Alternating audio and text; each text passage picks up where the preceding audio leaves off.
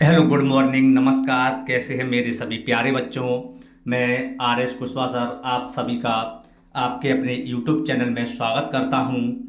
और हम आज इस वीडियो में आपके लिए लेकर आए हैं biology by R S Kushwaha sir, class 12th biology, chapter 2, लैंगिक जनन। इसको इंग्लिश में सेक्सुअल रिप्रोडक्शन कहते हैं, जिसका पार्ट सेकंड है। पहला पार्ट मैं पिछली वीडियो में करा चुका हूं। तो आइए मेरे प्यारे सभी प्यारे विद्यार्थियों, इसमें सबसे पहले हम आपको प्रश्न पढ़ाएंगे कि लैंगिक जनन किसे कहते हैं, इससे होने वाले लाभ एवं हानियां लिखिए। वेरी वेरी मोस्ट इंपोर्टेंट प्रश्न है।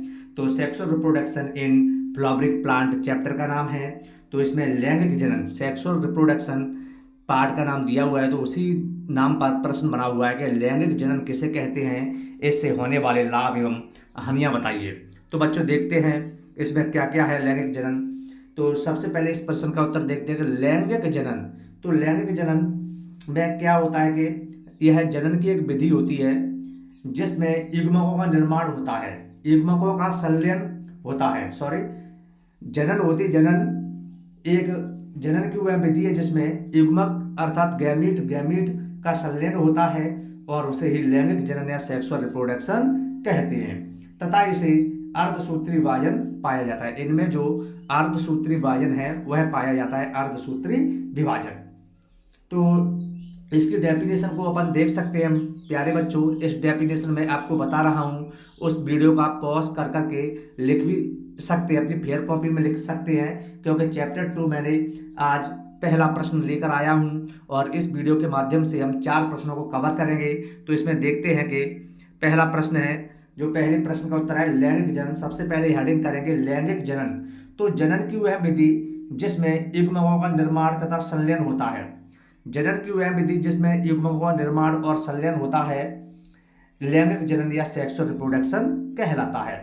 तथा इसमें अर्धसूत्री विभाजन पाया जाता है, इसमें माइटोटिक डिवीजन पाया जाता है, अर्धसूत्री विभाजन। अब देखते हैं प्रश्न कह रहा है कि इससे होने वाले लाभ। तो सेक्सुअल रिप्रोडक्शन है, लैंगिक जनन है, इससे क्या क्या लाभ होते हैं। तो सबसे पहला हेडिंग करेंगे हम कि लैंगिक जनन से होने वाले लाभ, या हेडिंग इंग्लिश में कह सकते हैं एडवांटेज ऑफ सेक्सुअल रिप्रोडक्शन।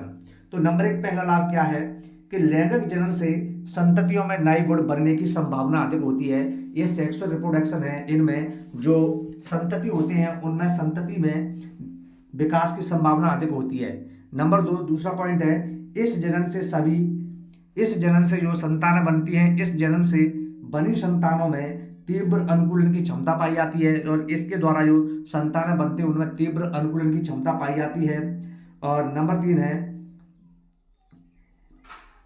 इस जनन से बनी संतति में विकास की संभावना अधिक होती है। जो इस जनन से संतति बनती है उसमें विकास की संभावना अधिक हो जाती है।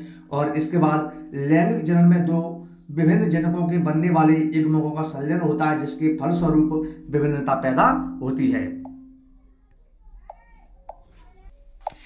इसके बाद देखते हैं कि जो लैंगिक जनन से होने वाली हानियां, डिसएडवांटेज ऑफ सेक्सुअल रिप्रोडक्शन कह सकते हैं कि disadvantage of sexual reproduction heading करेंगे कि सेक्सुअल रिप्रोडक्शन है जो डिसएडवांटेज, इससे क्या क्या हानि होती है, इसको हेडिंग करेंगे और इसमें लिखेंगे बच्चों कि नंबर 1 है सेक्सुअल रिप्रोडक्शन से होने वाली हानियां निम्नलिखित हैं। नंबर 1, अलैंगिक जनन में कुछ को छोड़कर सभी में 2 जनकों की आवश्यकता होती है। जो इससे क्या हानि होती है कि इसमें जो सभी को छोड़कर 2 जनकों की आवश्यकता होती है और इसके द्वारा बनी संतानों में विभिन्नता होती है। जो लैंगिक जनन है, लैंगिक जनन के द्वारा जो संतानें बनती हैं उनमें वेरिएशन उत्पन्न होते हैं, विभिन्नताएं होती हैं, जिससे मूल गुणों की ह्रास होने की संभावना भी बढ़ जाती है।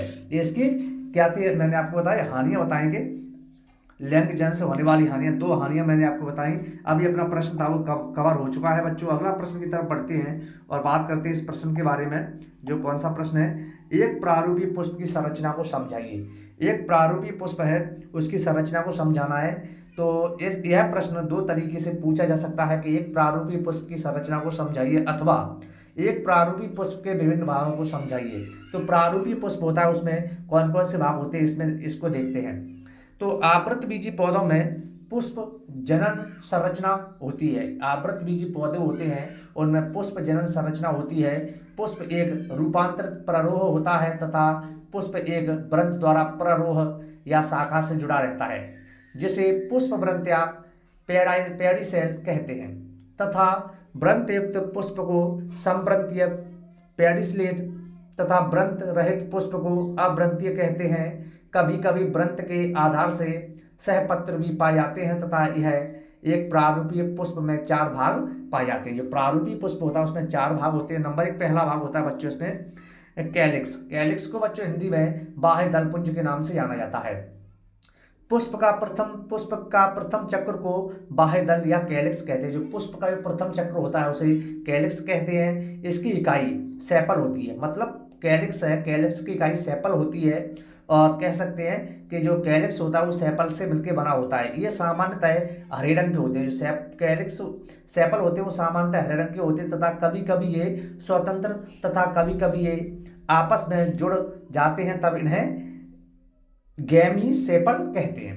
कभी कभी ये सेपल होते हैं आपस में जुड़ जाते हैं तो इसे गैमी सेपल कहते हैं। नंबर दूसरा भाग है बच्चों इसका प्रारूप पुष्प संरचना का दूसरा भाग कोरोला। पुष्प के द्वितीय चक्र को कोरोला कहते हैं। जो पुष्प का जो द्वितीय चक्र होता है उसे बच्चों कोरोला कहते हैं। और कोरोला कहने के बाद इसका जो दूसरा चक्र है चक्र को कोरोला कहा जाता है। इसकी इकाई पेटल होती है। कोरोला की इकाई क्या होती है बच्चों? पेटल होती है। ये सामान्यतः रंगहीन होती है, अर्थात इनमें कोई प्रकार का किसी प्रकार कोई रंग नहीं पाया जाता है। कभी कभी ये एक दूसरे से अलग हो जाते हैं। कभी कभी ये क्या होता है, एक दूसरे से अलग हो जाते हैं तो कभी कभी जुड़ भी जाते हैं। कुछ पौधों में बाह्य दल एवं दल में अंतर नहीं किया जा सकता, तब इसे परदलपुंज कहा जाता है। कैलिक्स एंड कोरोला दोनों ही पुष्प के सहायक अंग होते हैं। कैलिक्स है, कोरोला है, वो पुष्प के दोनों सहायक अंग होते हैं। एंड्रोसियम पुमंग। पुष्प के तीसरे चक्र को एंड्रोसियम कहते हैं। जो पुष्प है, पुष्प का तीसरा पहला चक्कर लगाता है उसके कैलिक्स, दूसरा चक्कर लगाता है उसे कोरोला, तीसरा चक्कर लगाएगा तो उसे एंड्रोसियम कहेंगे। पुष्प के तीसरे चक्र को एंड्रोसियम कहते हैं। यह नर जनन अंग होता है। और ये कैसा होता है बच्चों? यह नर जनन अंग होता है। इसकी इकाई पुंकेसर होती है, स्टोमन। इंग्लिश में पुंकेसर को स्टोमन कहते हैं। यह 3 भागों में बटा होता है। जो है अपना एंड्रोसियम है वो है भी 3 भागों में बटा होता है। एंथर कनेक्टिव फिलामेंट, इन्हें तीनों क्या कहते हैं? एंथर कनेक्टिव फिलामेंट के नाम से जानते हैं। अब इसका चौथा पॉइंट है गाइनोसियम। पुष्प का चौथा या इसे अंतिम चक्र भी कह सकते हैं। पुष्प का चौथा अंतिम चक्र जायांग कहलाता है। यह मादा जनन अंग होता है। यह क्या है? फीमेल रिप्रोडक्टिव ऑर्गन होता है। इसकी इकाई कार्पल्स होती है। यह भी 3 भागों में बटा होता है, जैसे स्टिग्मा, स्टाइल, ओवरी से मिलकर बना होता है। गाइनोसियम स्टिग्मा, स्टाइल, ओवरी से मिलकर बना होता है। यदि पुष्प में एंड्रोसियम एंड गाइनोसियम ये दोनों भाग होते हैं तब इसे द्विलिंगी पुष्प कहते हैं। यदि दोनों में से कोई एक भाग होता है तो इसे एकलिंगी पुष्प कहते हैं। एकलिंगी पुष्प, द्विलिंगी पुष्प समझ में आया बच्चों कि एंड्रोसियम और गाइनोसियम होता है पुष्प में। यदि दोनों भाग एंड्रोसियम और गाइनोसियम होता है तो उसे द्विलिंगी पुष्प कहेंगे। यदि इनमें से कोई एक होगा तो उसे एकलिंगी पुष्प कहेंगे बच्चों। इसके बाद अगले प्रश्न की तरफ चलते और बात करते परागण किसे कहते हैं या कितने प्रकार का होता है। वेरी वेरी मोस्ट इंपोर्टेंट प्रश्न है बच्चों। ये परीक्षा की दृष्टि से वेरी वेरी मोस्ट इंपोर्टेंट प्रश्न है। आप इसे अच्छे तरीके से याद कर लीजिए कि परागण किसे कहते हैं या कितने प्रकार का होता है। इंग्लिश में से पॉलिनेशन कहते हैं बच्चों। क्या कहते हैं? पॉलिनेशन। पॉलिनेशन क्या है, इसके टाइप्स या कितने प्रकार का होता है? 2 प्रकार का होता है, self pollination and cross pollination. तो देखते हैं सबसे पहले परागण क्या है, इसकी डेफिनेशन देख लेते हैं। तो उत्तर बच्चे लिखेंगे यहाँ से, वह क्रिया जिसमें परागकोश से परागकण, वह क्रिया जिसमें परागकोश से परागकण निकलकर वर्तिकाग्र पर पहुंचते हैं तब यह क्रिया परागण कहलाती है। परागण या इंग्लिश में पॉलिनेशन निम्नलिखित 2 प्रकार का होता है। नंबर 1 स्वपरागण। नंबर 1 स्वपरागण, इंग्लिश में सेल्फ पॉलिनेशन। वह परागण जिसमें एक ही पुष्प के परागकण, वह परागण जिसमें एक ही पुष्प के परागकण उसी पुष्प की वर्तिकाग्र या उसी पौधे के दूसरे पुष्प की वर्तिकाग्र पर पहुंचते हैं तब उसे स्वपरागण या सेल्फ पॉलिनेशन कहा जाता है। इसके लिए पौधों का द्विलिंगी होना आवश्यक है। मैंने बता दिया द्विलिंगी पौधे कैसे होते हैं, जिसमें गाइनोसियम एंड्रोसियम दोनों पाए जाते हैं, द्विलिंगी पौधे कहलाते हैं। नंबर 2 दूसरा पॉइंट बच्चों, इसका प्रकार था परागण का क्रॉस पॉलिनेशन। पर परागण इंग्लिश में, हिंदी में कहेंगे बच्चे से पर परागण।